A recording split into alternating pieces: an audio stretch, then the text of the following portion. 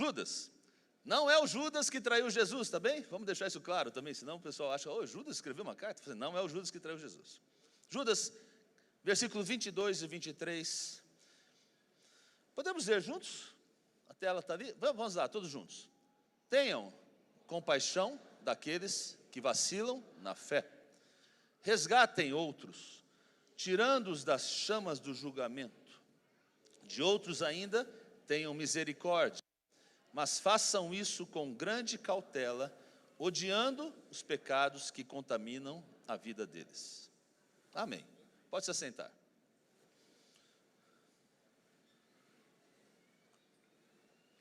Quero dizer algo muito importante nesta manhã. Há igrejas que se reúnem para adorar a Deus, no entanto, não se dão conta que há pessoas que às vezes estão dentro deste culto, vamos dizer assim, que talvez na próxima semana não estarão mais servindo a Deus. Talvez ao seu lado possa estar sentada uma pessoa que a sua fé esteja quebrada, que talvez seja a última vez que você o veja num contexto do reino de Deus. Isso, na verdade, deveria nos aterrorizar. Por quê? Porque se você fosse essa pessoa, talvez literalmente você adoraria que alguém escutasse, talvez o seu grito silencioso. E na falta de alguém que não escute, ou leia isto na sua vida, em você, isso talvez poderia determinar a sua restauração ou a sua destruição. Talvez nós não estejamos tomando a sério a grande comissão deixada por Jesus para a igreja de Cristo.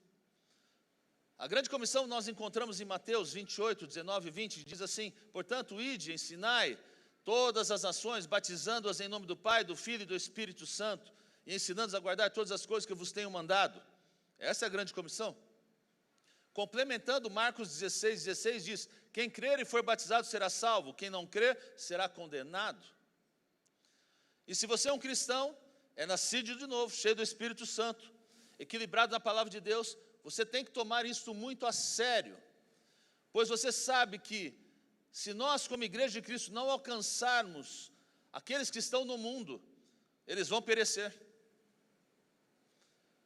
E uma igreja como esta, é uma igreja de reino, é uma igreja que se preocupa, cumpre a grande comissão, entende a importância que tem a evangelização. Eu dou glória a Deus por isso, amém?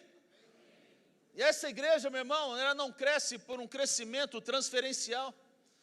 Muitas igrejas crescem desta forma, mas a igreja que é estabelecida por Deus, sai e busca almas perdidas, busca suas famílias, declara guerra contra o diabo, por aqueles que não conseguem se defender sozinhos. Esse é o papel da igreja de Cristo. Agora, não quer dizer que você que veio de uma outra igreja não é importante para nós, não se trata disso que nós estamos falando hoje. Mas nosso objetivo principal deve ser de tirar das mãos do inimigo as almas que estão cativas no inferno e trazê-las para a verdadeira luz, Jesus Cristo. Posso ouvir o amém da igreja? Porém, nessa devoção, talvez à evangelização, que está perfeito, talvez podemos cometer um grave erro. Em Lucas 15, nós encontramos 3 parábolas. 2 delas de coisas perdidas, que se perderam fora da casa. A parábola da ovelha perdida, a parábola do filho pródigo, nos falam que há coisas que saem de casa e se perdem. Porém, há uma parábola ali, que é a parábola da moeda, que se perdeu dentro da casa. Versículo 8 a 10 de Lucas 15 diz assim: o qual a mulher que tendo 10 dracmas, se perder uma dracma, não acende a candeia, varre a casa e busca com diligência até achar, e achando-a convoca as amigas e vizinhas, dizendo: alegrai-me comigo, porque já achei a dracma perdida. Assim vos digo que há alegria diante dos anjos de Deus por um pecador que se arrepende. Talvez você não entenda isto, mas há pessoas que estão sentadas, talvez nessas cadeiras, que estão levantando suas mãos, que estão cantando, louvando, lendo a palavra, mas estão perdidas. Porque talvez sua fé tenha naufragado, estão desiludidas, quebradas, moídas. Por isso, nomeei essa mensagem como quando a fé estremece. Diga comigo, quando a fé estremece. Porque há momentos na vida de todo homem, todo crente, toda mulher, todo homem de Deus. Tudo bem aí? Ô glória, né? Não é a trombeta do Senhor te levando não, meu, fica tranquilo. Mas há momentos na vida de todo homem, toda mulher de Deus.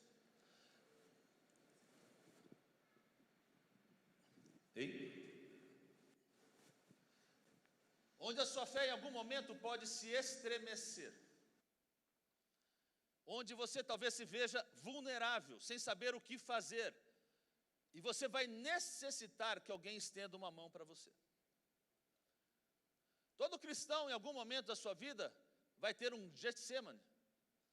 E que alegria quando encontramos alguém que nesse Getsemane que nós vivemos, alguém possa te ajudar a levantar, possa te levar novamente a Deus. Talvez você possa dizer para alguém que está do seu lado aí, eu estou aqui. Vamos aí, diga para alguém que está do seu lado aí, eu estou aqui. A moeda, conforme a parábola, se perdeu dentro da casa. Ela não perdeu o seu valor, mas ela perdeu o seu objetivo. E é importante que entendamos isso, que nós somos responsáveis pela restauração ou responsáveis pela destruição daqueles que estremecem na fé. E como estamos tão focados, talvez, a alcançar aqueles que estão do lado de fora, nós esquecemos de alcançar aqueles que estão aqui dentro. Mas essa igreja, meu irmão, essa é uma igreja que levanta pessoas. Perdeu para dizer uma glória a Deus, amém. Essa é uma igreja que levanta pessoas. A mulher que perde a moeda dentro de casa, não descansa até encontrá-la, até recuperá-la. Esse é o texto da parábola em Lucas 15. E você, meu irmão, não pode se dar ao luxo de permitir que um irmão que está ao seu lado, um irmão de fé, se perca. Você não pode e você nem deve. E se você respeita a tarefa de um cristão, aquela que o Senhor Jesus deixou para nós, você tem que entender que você é responsável por aqueles que se debilitam. No verso 23 do livro de Judas que lemos, fala de tirá-los da chama do julgamento. 23 diz assim, resgatem outros, tirando-os da chama do julgamento. Isso, literalmente, trata-se de evangelismo. Você está tirando pessoas que não conhecem Jesus da chama do julgamento do fogo eterno. Mas logo em seguida ele diz, não os que estão no fogo, ele diz assim, de outros ainda, ou então não aqueles que estão no fogo, tenham misericórdia. Diga aí, misericórdia. O grande pastor Billy Graham, já falecido, disse certa vez, eu dedico 1% de esforço para ganhar almas perdidas. Porém, dedico 99% de esforço para mantê-las salvas até a chegada do Senhor. E as pessoas, meu irmão, têm se descuidado de seus irmãos. Tal qual quando Caim foi perguntado, lá em Gênesis 4:9, onde está seu irmão Abel? Caim disse, eu não sei, eu não sou o guardador do meu irmão. Isto, queridos, está errado. Vou repetir, isso está errado. Como você faz quando nota que algum irmão não está vindo mais à igreja? Como você faz quando nota que alguém está triste? Como você faz quando nota que alguém está quebrado, quando alguém já não fala na fé como falava antes? Como você faz quando nota que alguém não afirma mais, mas sim hesita e duvida da fé?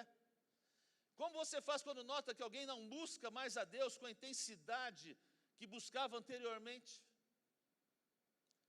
A Bíblia diz lá em Jeremias 29:13, olha, buscar-me-eis e me achareis quando me buscares de todo o coração. Mas se tem um irmão que não está buscando a Deus de todo o coração, você tem que se atentar para isso. horrível quando as pessoas faltam na igreja e ninguém pergunta por ela. Talvez, por nossa igreja ser grande, a gente talvez não perceba isso com muita frequência, pelo menos eu tenho essa dificuldade, não consigo me perceber isso na inteireza da igreja. Mas a igreja não é o pastor Hamilton, a igreja não são os pastores, a igreja é o corpo de Cristo. Nós somos a igreja. Agora eu me pergunto, por que então pessoas se enfraquecem na fé? Porque talvez você hoje esteja vivendo isso na sua vida, mesmo em silêncio.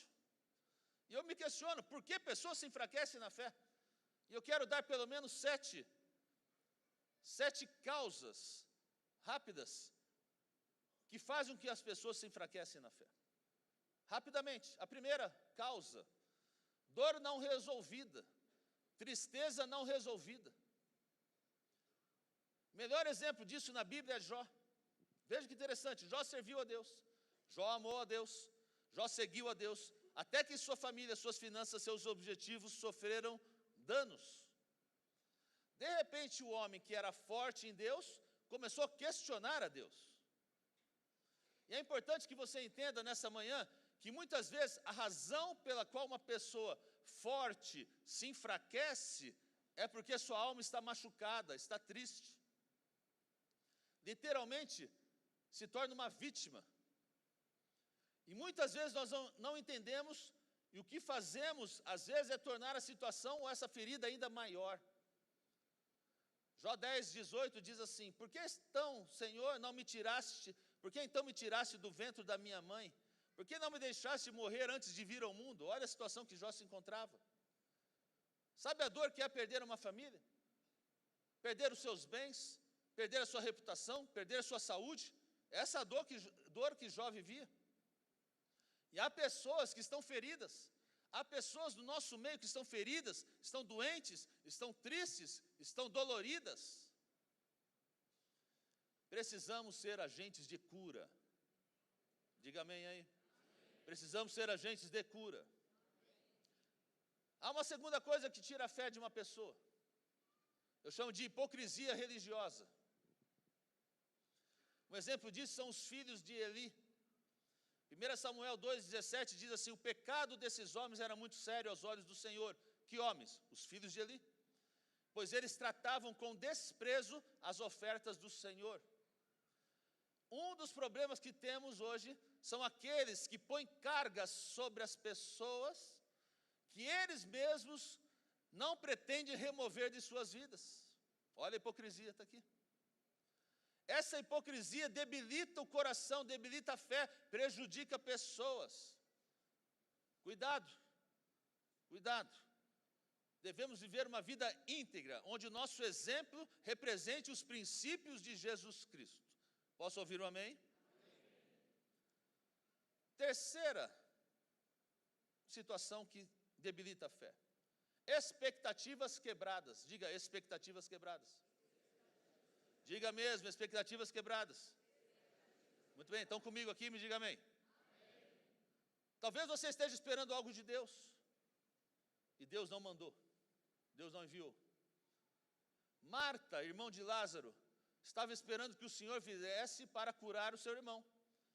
Olha o que diz ali em João 11:21. Marta disse a Jesus: se o Senhor estivesse aqui, meu irmão não teria morrido. Nesse momento ela começa a questionar o Senhor. E tem muitas pessoas que estão aqui, que esperam algo de Deus que nunca aconteceu. Às vezes é na sua saúde, às vezes nas suas finanças, às vezes numa restauração familiar, uma promessa que ainda não chegou. E aí o que acontece? A sua fé se quebra. Isso você tem que manter em sua mente. Se você é uma pessoa que está com debilidade na fé, entenda que você não é o único que questiona a Deus. Agora, não se sinta o único que não vai ser restaurado por Deus, meu irmão. Aí que está o erro. Porque no nome de Jesus, o Senhor sim, volta a te fortalecer, volta a trazer esperanças renovadas, que dias novos virão e a sua bênção vai chegar. Me diga amém. Quarta razão pela qual a pessoa se debilita na fé. Eu chamei de por uma fé herdada e não uma fé pessoal. Há muitas pessoas que começam com uma fé torta. Juízes 2:10 diz assim: depois que aquela geração morreu, está falando da geração que saiu do Egito, com Moisés, depois com Josué, e já tinha conquistado a terra prometida. Depois que essa geração morreu e se reuniu aos seus antepassados, surgiu uma nova geração que não conhecia o Senhor, nem tinha visto as grandes coisas que ele havia feito por Israel. Em outras palavras, eles herdaram histórias, se tratava do povo de Israel, mas nunca tiveram a experiência. Há muitas pessoas na igreja de Cristo desta forma. Há pessoas que estão aqui porque vieram com a sua mãe, ou vieram com seu pai. Talvez você está aqui porque seu irmão te trouxe. Talvez você está aqui porque você veio ver o bebezinho, o seu parente. Talvez você está aqui porque tua esposa te incomoda tanto que você tem que vir na igreja e você vem. E eu digo que você nunca teve uma experiência com o Senhor. E você tem que ter cuidado, porque se torna uma fé muito frágil. É uma fé que em qualquer momento pode se romper. Meu querido irmão, se você vive isso, você necessita conhecer a Deus. Vou dizer de novo para você dar um amém aí, meu irmão. Você necessita conhecer a Deus, ter uma experiência com Deus. Você pode estar na igreja e não estar no reino de Deus. Vir à igreja não te faz um cristão. É muito importante que você precise entender isso. Tem muita gente que tem fé herdada, mas nunca tiveram uma relação com Deus. Jó disse, no capítulo 42, versículo 5, assim: antes eu só te conhecia de ouvir falar, mas agora eu te vi com meus próprios olhos. Olha a experiência. Traga para a sua vida uma intimidade, um relacionamento genuíno com Deus. Posso ouvir um amém? Quinta razão pela qual a sua fé se debilita, ou pode se debilitar: perguntas sem respostas. Diga aí, perguntas sem respostas.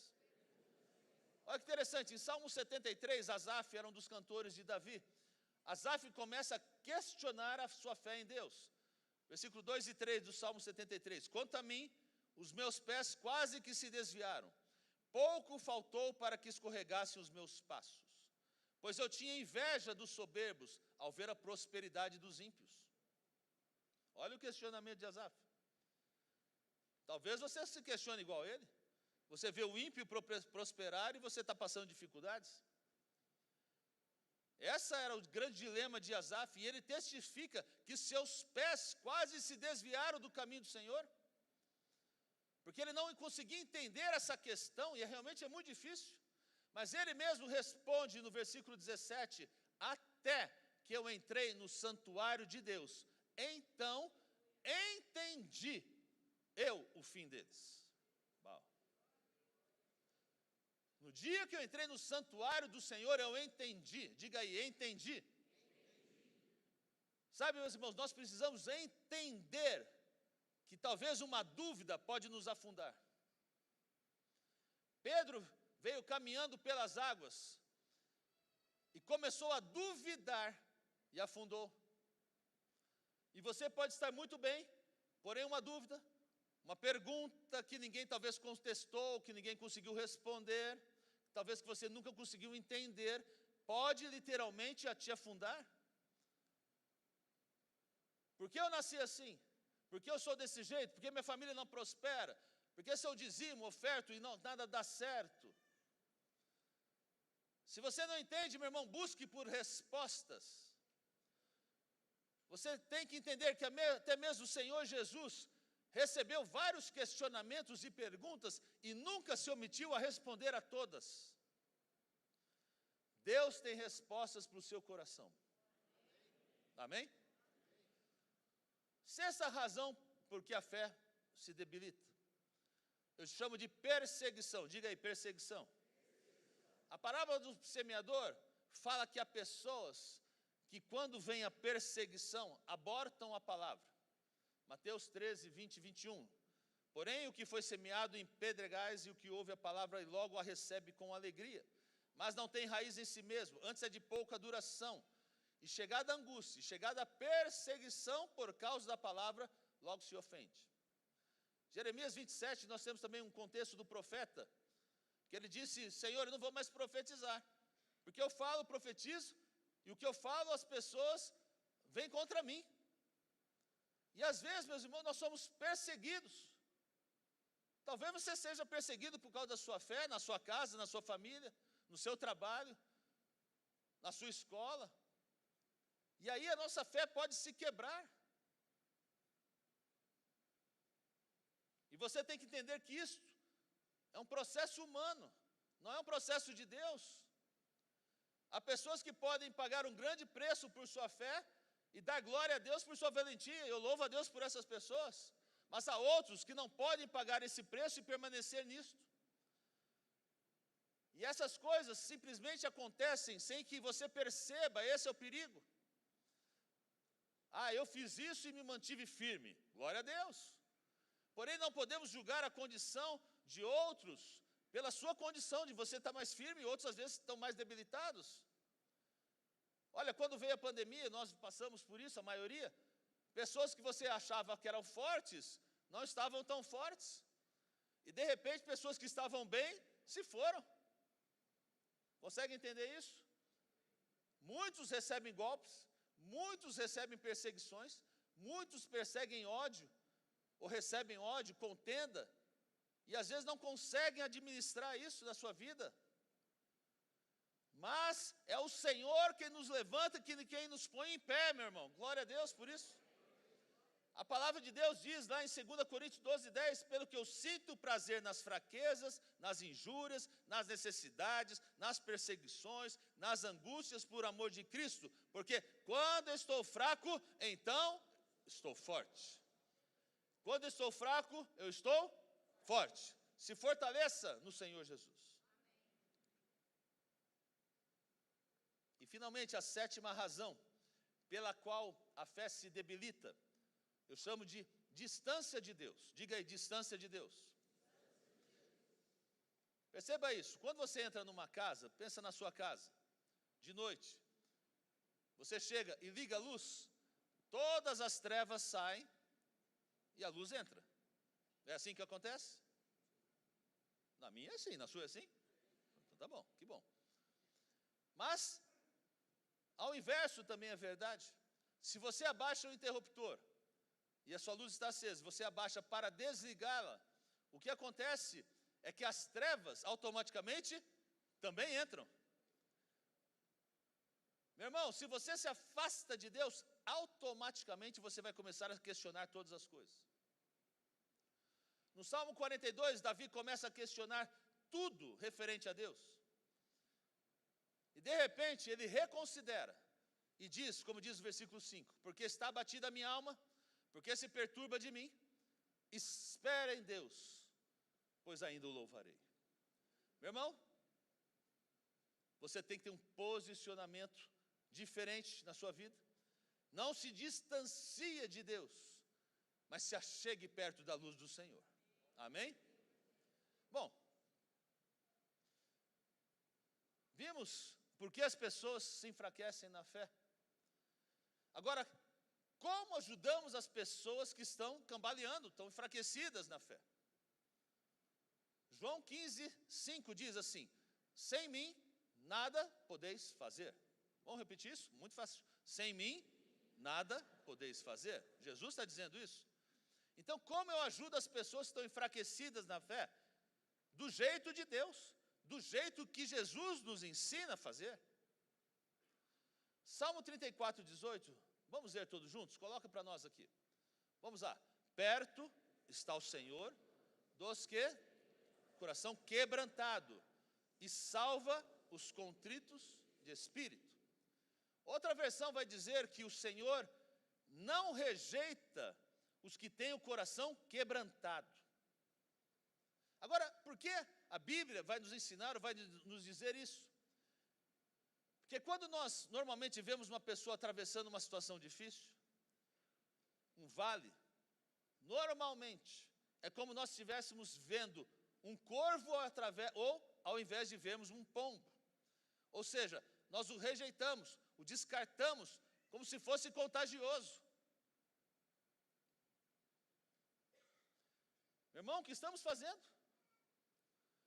Temos que entender que mesmo homens ou mulheres, mais ungidos que sejam, continuam sendo vasos de barro.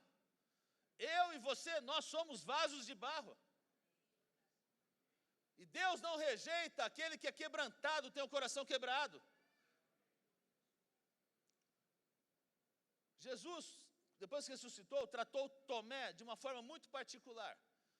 E com muito amor, porque Tomé duvidou de Jesus. E Jesus disse: você necessita me tocar, ver para crer. Então toma aqui, toca nas minhas mãos. Veja, Jesus não concedeu esse privilégio para ninguém mais. Porque o desejo de Jesus naquele momento era que Tomé voltasse a ter fé. E você, meu irmão, precisa sentir o mesmo. Eu e você deveríamos saber o que é misericórdia. Olha, Deus escutou a queixa de Jó. Deus entendeu a depressão de Elias. Deus entendeu a raiva que Jonas tinha. Ele escutou todas essas pessoas que estavam machucadas. Ele as escutou, ele as recebeu, ele os ajudou, ele os levantou, ele os abençoou. Consegue entender? Me diga amém. Se você vai para a terceira parábola de Lucas 15, a parábola do filho pródigo, você vai ver que o pai não rejeitou o filho pródigo, em nenhum momento. O que ele fez? Ele rapidamente o abraçou. E meu irmão, às vezes, o que pessoas necessitam é de um abraço. Marquei uma frase pesada aqui. Nós temos que ser cirurgiões, não carniceiros. Romanos 14, abra aí sua Bíblia. Romanos 14, ou acompanhe na tela. 1 até o 3. Aceitem os que são fracos na fé. Não discutam sobre as opiniões deles acerca do que é certo ou errado. Por exemplo, um irmão que crê que não é errado comer qualquer coisa, outro, porém, que é mais fraco, come somente legumes e verduras. Quem se sente à vontade para comer de tudo, não deve desprezar quem não o faz. E quem não come certos alimentos, não deve condenar quem o faz, pois Deus os aceitou. Ou seja, o que faz você rejeitar e julgar, se Deus não julgou e rejeitou? Você é como o fariseu que, com as pedras na mão, queriam apedrejar aquela mulher adúltera? Mas Jesus disse: filha, eu não te condeno. E ela estava no pecado. Versículo 4 de Romanos 14. Quem são vocês para condenar os servos de outra pessoa? O Senhor deles julgará se estão em pé ou se caíram, e com a ajuda de Deus ficarão em pé e receberão a aprovação dele. O que está dizendo aqui nesse texto é que essa pessoa está fraca. Não a rejeite. Não a tire ao chão. Ao contrário, trabalhe com Deus, que quer fortalecer, restaurar, abençoar, levantar. Me diga amém, você está entendendo essa palavra? Meu irmão, você tem que trabalhar com Deus para curar o seu irmão. Não é seu trabalho julgar ou rejeitar. Em pouquíssimas vezes, seu trabalho pode ser de corrigir. Pouquíssimas vezes. Continuando em Romanos 14, versículo 5. Da mesma forma, a quem considere um dia mais sagrado do que o outro, enquanto outros acreditam que todos os dias são iguais, cada um deve estar plenamente convicto do que faz. Quem adora a Deus no dia especial o faz para honrá-lo. Quem come qualquer tipo de alimento também o faz para honrar o Senhor, uma vez que dá graças a Deus antes de comer. Precisa orar antes de comer, hein? E quem se recusa a comer certos alimentos, deseja igualmente agradar ao Senhor, e por isso dá graças a Deus. Pois não vivemos nem morremos para nós mesmos. Se vivemos é para honrar ao Senhor, e se morrermos é para honrar ao Senhor. Portanto, quer vivamos, quer morramos, pertencemos a quem? Ao Senhor. Por isso Cristo morreu e ressuscitou, para ser Senhor tanto dos vivos como dos mortos. Então, por que você julga outro irmão? Olha a palavra de Deus aqui. Por que você o despreza? Lembre-se de que todos nós compareceremos diante do tribunal de Deus. Meu irmão, sabe uma coisa nessa manhã? Você vai dar contas a Deus. Seu trabalho é restaurar, não é julgar, não é botar no chão. Seu trabalho é levantar aqueles que estão caídos. Mas há uma quantidade de loucos, vou dizer isso aqui, loucos hoje em dia, que usam microfone, usam altar, usam púlpitos, plataformas, somente para atacar pessoas dos demais. Sabe qual é a ferramenta do carniceiro? Opinião, juízo, correção desmedida. Literalmente ele quer amputar o braço antes de tratar de curar. O carniceiro não tem misericórdia. Veja bem, se o filho pródigo da parábola de Lucas 15, ao invés de chegar ao seu pai, tivesse chegado primeiro ao seu irmão, a história seria totalmente diferente. Com certeza, eu acredito que ele retornaria para o mundo. O irmão dele, você sabe, não gostava muito, não gostou da situação, nem como o pai tratou desse problema. Talvez tivesse trazido para o seu irmão mais novo uma opinião, quão desprezível ele achava a atitude dele, quão descarado, preguiçoso ele era. Com certeza esse irmão daria a volta, prefiro comer as bolotas de porco do que estar aqui nessa casa com esse rapaz. Mas graças a Deus, que o filho voltou para o seu pai. Porque o seu pai não o rejeitou, seu pai não o julgou, seu pai o abraçou e o restaurou.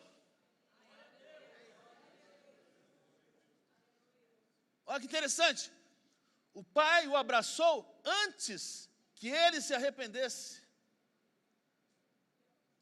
O pai o abraçou mesmo sujo, o abraçou mesmo fraco, quebrado, ele o abraçou. Aí, com esse abraço, o filho disse: pai, eu pequei.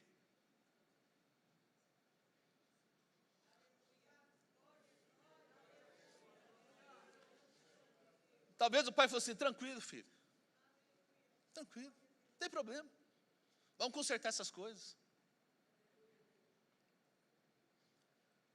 Nossa, antes dele mesmo se arrepender, o pai veio e o abraçou.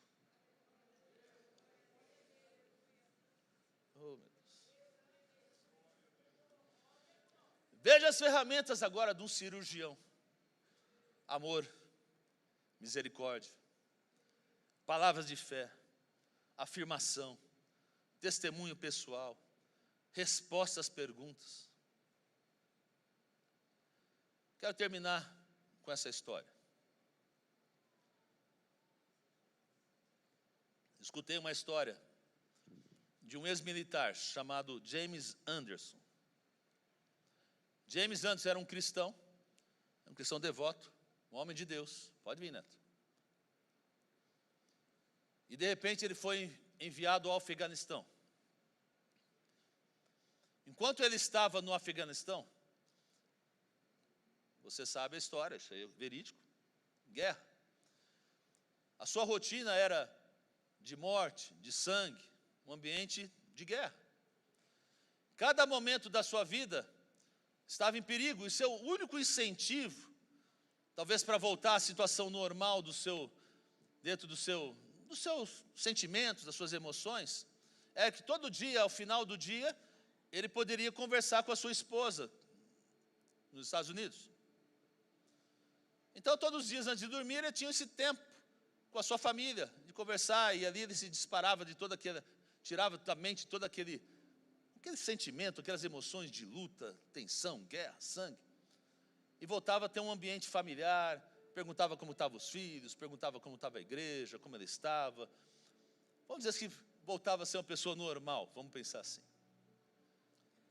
Mas um dia ele não recebeu a chamada da sua esposa. Aconteceu alguma coisa. No segundo dia, também não. No terceiro dia, ficou preocupado, não é possível, nós falamos todos os dias, e agora não recebia chamada. Começou a questionar e começou a ligar para os parentes próximos, para saber o que estava acontecendo, teve acontecer algum problema? Qual surpresa? Um choque que ele recebe, que a sua esposa tinha acabado de falecer no acidente automobilístico. Quando ele recebe essa notícia, ele teve um colapso nervoso. Essa história é verídica. Ao regressar, então, para enterrar a sua esposa, eles também o dispensaram do seu serviço militar, porque obviamente notaram que ele não tinha mais possibilidades de continuar a servir como soldado. Agora esse jovem, James, se vê sem trabalho, sem carreira, sem esposa, com 2 filhos, sem respostas e com uma síndrome pós-traumática. Esse crente, homem de Deus, se afundou e entrou na bebida, no álcool. Pouco a pouco, perdeu seus filhos, perdeu sua casa, perdeu tudo. Chegou agora a ser um sem-teto. E um certo dia, conta a história dele. Na madrugada, perto de 1 da manhã, estava sentado no banco de um parque na sua cidade, uma noite fria, e tomou uma decisão: eu vou tirar minha vida. Não tenho mais nada que me prende aqui, perdi tudo. Até que uma senhora chamada Milfred ouviu a voz de Deus. À meia-noite, conta ela, ouviu a voz de Deus e Deus falou para ela: prepare um café, um pão com manteiga e vai até o parque. Quando esse homem estava praticamente pronto para tirar sua vida, aparece a senhorinha Milfred. Veja, ela não o repreendeu, ela não o rejeitou, ela não pregou para ele, ela simplesmente sentou do seu lado e disse: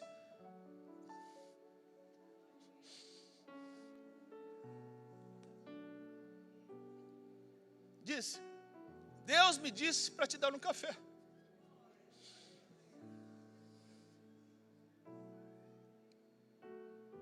Aquele homem não conseguiu entender o que estava acontecendo. Tomou o café. A senhora não disse nada. Se manteve quieto do ladinho dele. Daqui a pouco esse homem, esse jovem, começa a chorar compulsivamente durante 1 hora. Meu irmão, ela não pregou. Ela não falou nada.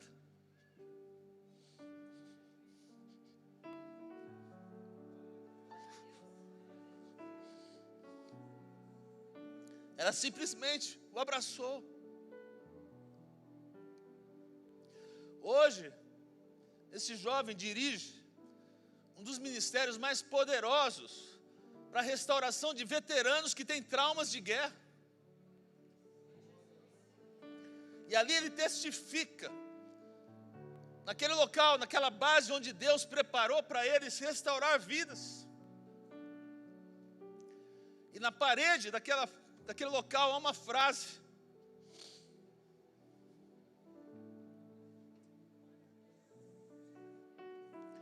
diz assim a frase: Deus não me restaurou com um sermão,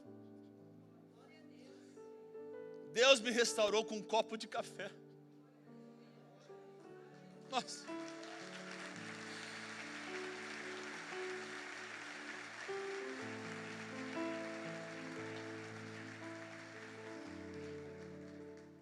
Meu Deus. Meus irmãos, nesse momento há muitos que estão nas redes sociais escrevendo, rechaçando pessoas, julgando. Porque esse é o espírito diabólico desse tempo. Há cristãos que estão infectados com isso. Sabe que nós temos nos tornado árbitros da moralidade, árbitros do Espírito Santo. Temos nos tornado aqueles que determinam o que está certo ou não.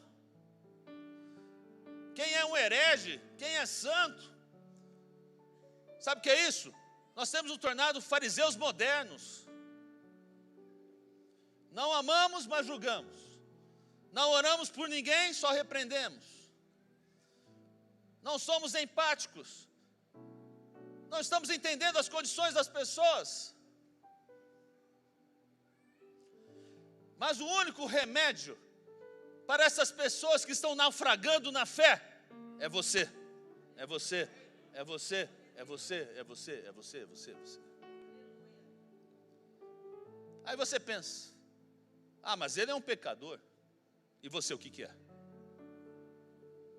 Você também é um pecador. Por isso, Deus detesta a religião. Porque a religião cria hipocrisia.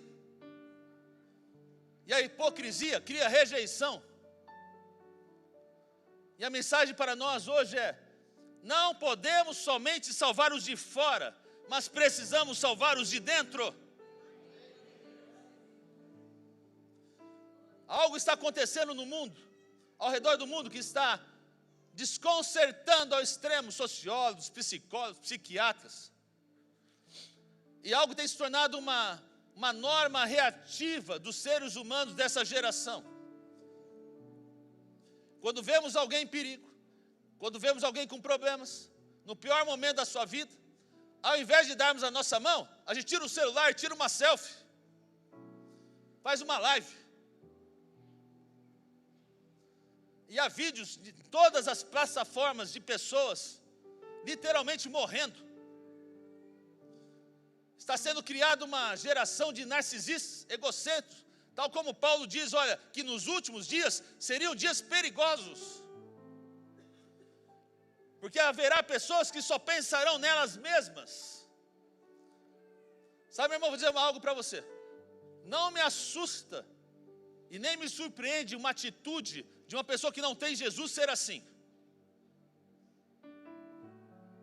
Mas daquele que tem Jesus, daquele que é justo, foi justificado por Jesus. Ah, meu irmão, Jesus nos ensina a levantarmos aquele que está caído. Dê por graça o que de graça Jesus te deu, meu irmão.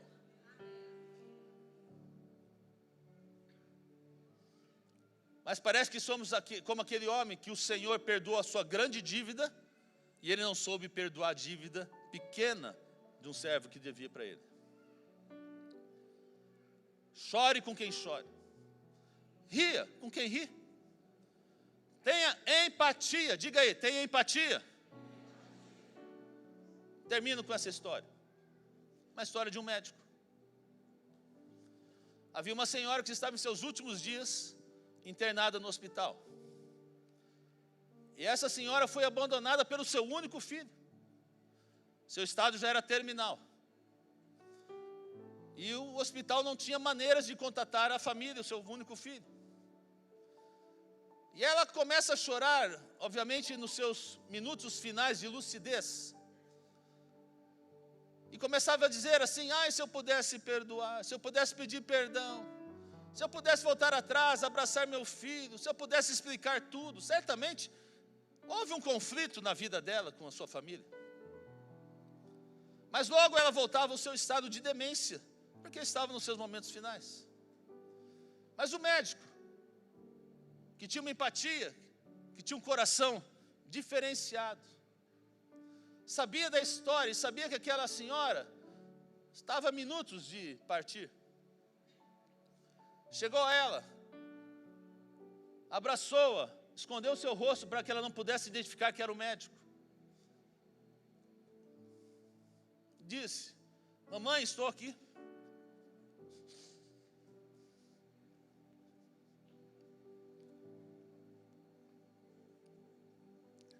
E esse médico disse: eu te perdoo, eu te amo. Mamãe, vai tranquilo, vai na paz. Um dia nos encontraremos com o Senhor, que sempre é a história que a senhora contou para mim quando era pequeno. Te amo, mamãe. E aquela senhora, conta a história, expirou naquele momento.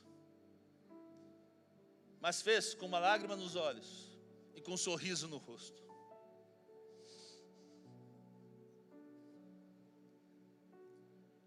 Meu irmão, você é este filho, você é este irmão, você é este pai, você é este amigo, você é essa senhorinha, você é esse médico, você é até o café, para levantar pessoas que necessitam de um apoio, necessitam ser levantados pelo Senhor Jesus. Tenha um coração pronto para amar, restaurar, levantar aqueles que em algum momento estão com a sua fé estremecida. Pode dizer um amém? Vamos ficar em pé.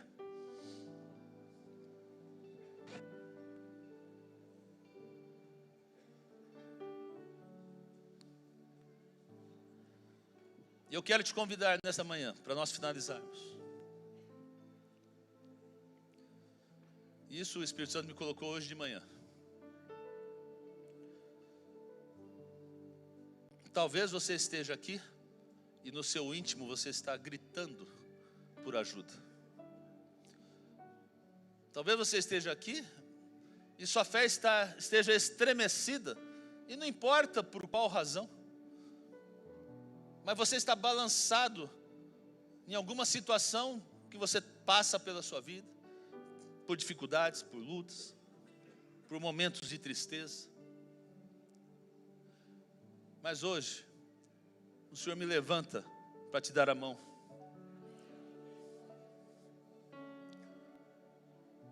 Hoje o Senhor me levanta para te dar um copo de café. E falar, não acaba aqui. Eu posso estar junto com você. Eu posso te ajudar a te levantar. Eu posso te ajudar a reerguer. Porque esse é o propósito. O Senhor não resiste a um coração contrito. Essa música é linda, eu quero ser, Senhor amado. Se você tem uma situação na sua vida, e depois eu vou fazer mais um apelo, que você precisa de ajuda, que você vê se, puxa, minha fé de alguma forma se estremeceu. Olha, hoje o Senhor vai te dar livramentos, vai te botar em pé em nome de Jesus. Eu não estou preocupado com o que seja, isso para mim é irrelevante. Eu estou preocupado com o que eu posso fazer. Eu posso te ajudar a levantar. Esta é uma igreja que levanta vidas, e eu quero ser esse agente de cura para você nesta manhã. Enquanto cantamos, sai do seu lugar. Nós temos um milagre para você nesta manhã. Eu quero ser, Senhor amado. Olha que lindo isso. Eu quero ser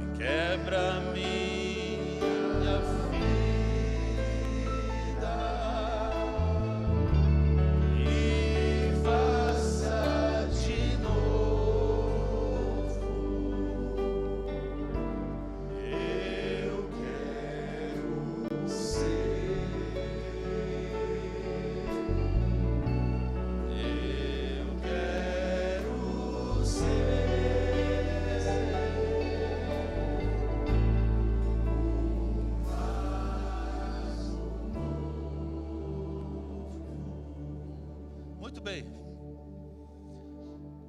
eu entendo que há dores aqui. E eu quero pedir a uma igreja que sabe o que é levantar pessoas. Eu quero pedir uma pessoa para cada pessoa que está aqui. Vem aqui. Cadê os agentes de cura? Meu irmão, você é uma igreja de Cristo, você vai sair do seu lugar agora e vai estar junto com alguém aqui. Não importa quem seja, quero alguém junto com alguém aqui para orar, para abençoar, para levantar essa pessoa. Não vai ficar ninguém que está aqui na frente sozinho aqui não. Se ninguém chegou aqui, levanta a mão que alguém vai chegar aqui. Levanta a mão se ninguém chegou aqui. Aqui está faltando, aqui na frente, aqui está faltando aqui, ó. Tá aqui, precisa de mulheres aqui. Vem aqui. Aqui, ó, está faltando aqui, isso. Pastor Dilson, vem aqui, ele fica aqui, isso aqui, ó.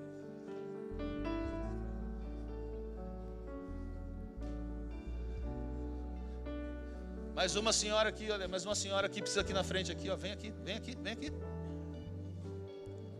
Tem alguém que está sem ninguém aqui? Todo mundo está com alguém aí? Está sem ninguém? Aqui, olha, tem aqui uma senhora aqui, ó, aqui, socorro, aqui, ó. Isso, aqui essa senhora aqui, ó. Não, de lá, socorro, isso, é de lá. Levanta a mão, filha, isso. Ela aqui, isso, essa aqui. Aqui, isso.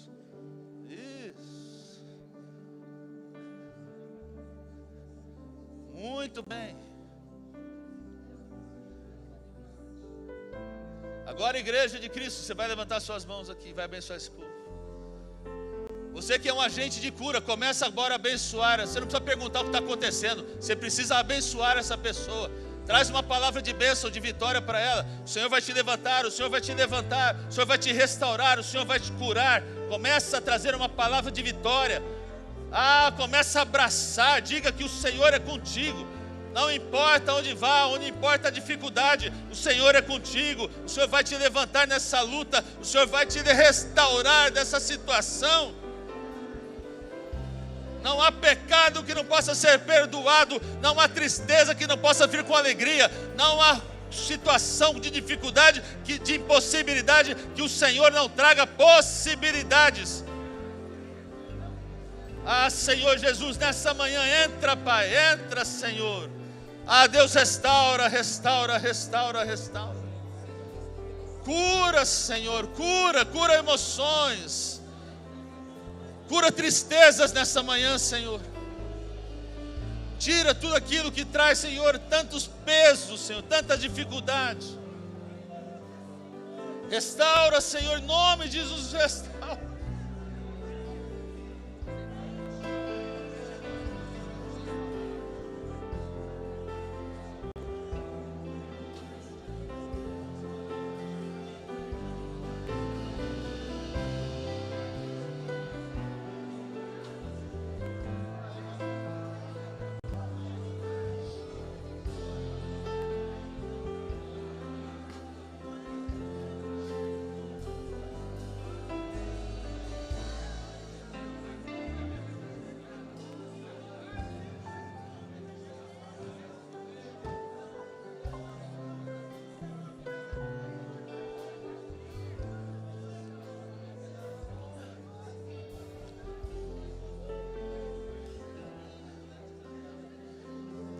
Está na hora de você abraçar esse que você veio orar por ele.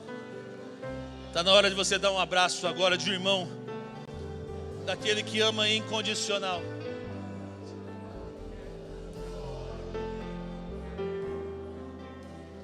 Dá o abraço da cura aí, meu irmão. Dá o abraço da cura. Dá o abraço da cura, aquele com amor.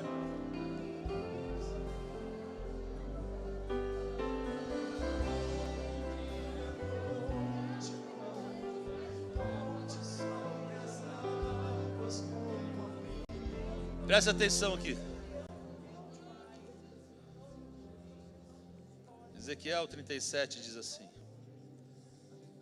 assim diz o Senhor Deus, versículo 12: eu abrirei a vossa sepultura, vos farei sair dela, povo meu, e te trarei de volta à terra de Israel. Há muitos que estavam aqui como mortos espiritualmente. Há muitos que o inimigo já tinha colocado dentro de uma sepultura, por causa de dores, tristeza. Hoje o Senhor diz: abri a sepultura, te trouxe de volta para a terra dos vivos, a terra de Israel que prospera, que traz leite e mel. Nunca permita ser acusado por Satanás. Nunca permita chamar de impuro aquilo que Deus já purificou na sua vida. Aqui é uma igreja que levanta, vai levantar, vai restaurar. Aqui há pastores para te ouvir, para te ajudar. Aqui é uma igreja que está te abraçando, está dizendo: ei, conta comigo, conta com a minha oração, conta com o meu levantar. É isso que Deus tem para nós essa manhã. O cair pode ser do homem, mas o levantar é de Deus. Levante sua mão agora. Pai, em nome de Jesus, declaramos bênção nessa manhã. Declaramos, Senhor, um tempo de restauração completa. Tudo aquilo, Deus, que trouxe fraqueza, destruição, queda, tristeza, choro, amargura. Deus, hoje o Senhor limpa. Como diz sua palavra, ei, estou te tirando das terras dos mortos, da sepultura, estou te trazendo para a vida, que é o teu lugar, para a casa de Deus, que é o teu lugar, para a terra prometida, aquela que emana leite e mel, que é o teu lugar. Há promessas para a sua vida, e Deus hoje conserta, Deus hoje faz novas todas as coisas, te levanta, te restaura. Creia, somente creia nos propósitos de Deus. Hoje é o dia que o Senhor determinou no reino dos céus e no reino da terra, que eu te levantarei novamente, eu te colocarei nos lugares altos. Aquele que você vai prosperar, vai adorar, vai santificar. Assim diz o Senhor para a sua vida. Se levanta teu rosto, porque eu te chamei e vou te levantar e vou te restaurar, diz o Senhor dos exércitos. E quem crê, dá glória a Deus, glorifica ao Senhor nessa manhã, pela sua palavra. Confia, pode ser mais forte essas palmas. Confia, glória a Deus.